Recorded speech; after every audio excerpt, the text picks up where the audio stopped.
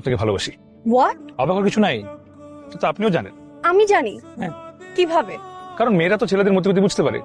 সৃষ্টিকর্তা মেয়েদেরকে অদ্ভুত ক্ষমতা দিয়ে পৃথিবীতে পাঠিয়েছে। আপনি নিশ্চয়ই মতিগতি বুঝতে পারছেন শুরু থেকেই। সরি, আমি আপনার কোনো মতিগতি বুঝতে চাই না। আচ্ছা ঠিক আছে, বুঝতে হবে না। আপনি ধরুন একটা ছেলেকে কোনো একটা জায়গায় আপনি দেখে প্রেমে পড়তে দেন। আমি হুটহাট কারোর প্রেমে পড়ি না। আচ্ছা ঠিক আছে, প্রেমে পড়তে হবে না, কোনো সমস্যা নেই।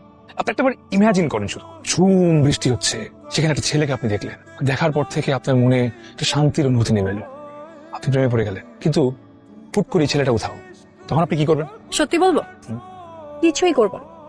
বাসায় যাব, অনেকক্ষণ সময় নিয়ে গোসল করব, তারপর এক কাপ চা খেতে খেতে ছেলেকে ভুলে যাব। এটাই তো সমস্যা। আমি বাসায় গিয়ে অনেক লম্বা একটা গোসল করার পর চা খেতে খেতে আপনাকে ভুলতে পারিনি। কেন জানেন? কেন? কারণ সন্ধ্যার পর আমার বাসায় পানি থাকে না, এজন্য গোসল করতে পারিনি, আর চা পাতাও ফুরে গেছে। You are so funny. You are a খুনি।